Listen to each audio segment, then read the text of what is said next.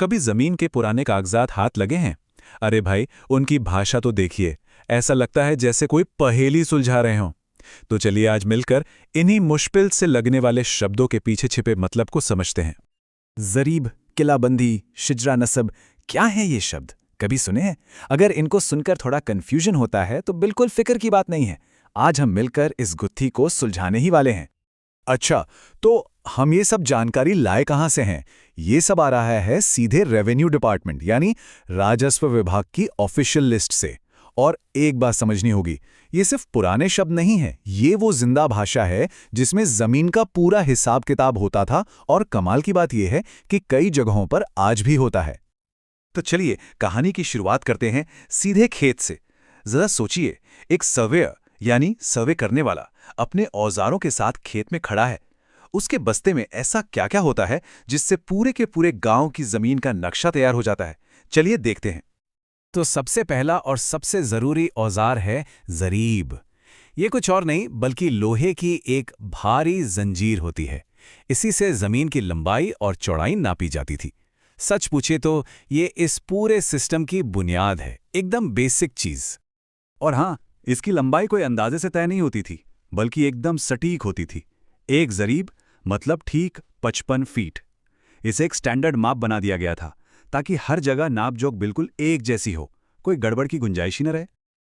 लेकिन एक मिनट, जरा सोचिए, सिर्फ लंबाई नाप लेना क्या काफी है? अरे भाई, अगर वो जंजीर ही सीधी ना रखी हो तो सारी की सारी मेहनत पर पानी फिर जाएगा। तो सवाल ये उठता है कि वो लोग एकदम सीधी लाइन कैसे पक्की करते थे? इसके लिए उनके पास दो बड़े कमाल के औजार थे। जब दूर तक सीधी लाइन देखनी होती थी तो वो इस्तेमाल करते थे झंडियों का, जो करीब 10 से 15 फीट ऊंचे बांस के डंडे होते थे। और जब पास से एकदम सटीक सीधी रेखा खींचनी हो तो काम आता था कांस। ये लकड़ी का एक छोटा सा ब्लॉक होता था जिसमें पतली पतली दरारें बनी होती थीं और उन्हीं से देखकर लाइन खींची जाती थी। ठीक है, तो जमीन की नपाई हो गई, सीधी लाइनों का भी इंतजाम हो गया। अब कहानी में आगे बढ़ते हैं। अब देखते हैं कि इस पूरी नापजोक को कागज पर कैसे उतारा जाता था। तो देखिए, जमीन की नाप को कागज पर उतारने के लिए एक खास चीज इस्तेमाल होती थी, पैमाना पित्तल। जैसा नाम से ही लग रहा है, ये पीतल का बना एक 10 इंच का स्केल होता था। समझिए कि यही वो टूल था जो खेत की असल नाप को सही स्केल में नक्शे पर ड्रॉ करता था। एक तरह से ये असल दुनिया और सरकारी रिकॉर्ड के बीच एक पुल का काम करता था। तो अब तक क्या हुआ? जमीन नप गई, उसका नक्शा भी बन गया। लेकिन ये सारी जरूरी जानकारी, ये सब कुछ जाता कहाँ था? इसे सहेज कर संभाल कर कैसे रखा जाता था? तो अब हम पहुंचते हैं कहानी के सबसे जरूरी हिस्से पर। वो है जमीन का लिखित रिकॉर्ड। ये वो डॉक्यूमेंट्स हैं जिन्हें हम इस पूरे सिस्टम की रीढ़ की हड्डी कह सकते हैं। इसमें सबसे पहले आती है फील्ड बुक। इसे किसी भी खेत का मास्टर रजिस्टर मान सकते हैं। इसमें खेत की हर एक साइड की लंबाई, उसका टोटल एरिया और यहाँ तक कि ज़मीन की किस्म, मतलब ज़मीन खेती लायक है या बंजर है, ये सब कुछ बड़ी बारीकी से दर्ज होता था। ये देखिए, ये एक फील्ड बुक की एंट्री का एक बहुत ही सिंपल सा उदाहरण है। हर खेत का अपना एक नंबर होता है, उसका एरिया लिखा होता है और ज़मीन किस टाइप की है ये भी मेंशन होता है। मतलब हर जानकारी एकदम साफ सुथरी और ऑर्गेनाइज्ड। तो ये तो हुई फील्ड बुक की बात, जो हमें ज़मीन के बारे में सब कुछ बताती है। लेकिन एक और बहुत ज़रूरी डॉक्यूमेंट होता है जो उस ज़मीन को उसके मालिक यानी इंसान से जोड़ता है। और उस डॉक्यूमेंट का नाम है शिजारा नसब। ये दरअसल ज़मीन के मालिक का पूरा फैमिली ट्री होता है।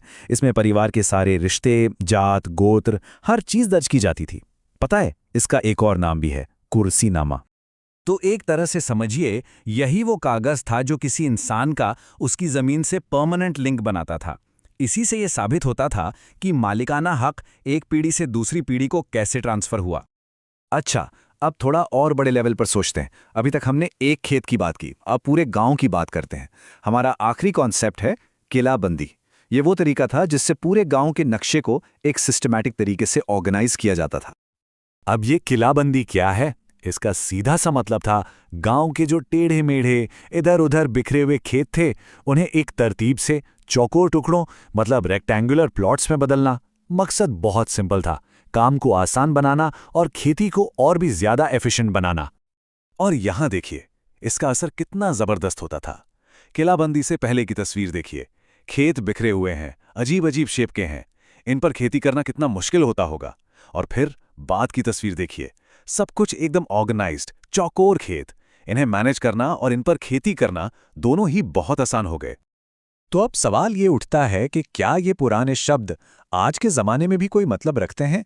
अरे बिल्कुल रखते हैं। चाहे अपना कानूनी हक साबित करना हो, जमीन का कोई झगड़ा सुलझाना हो या फिर अपने ही परिवार का इतिहास जानना हो, इन शब्दों को समझना आज भी बहुत बहुत जरूरी है। और जाते जाते एक सवाल सबके लिए।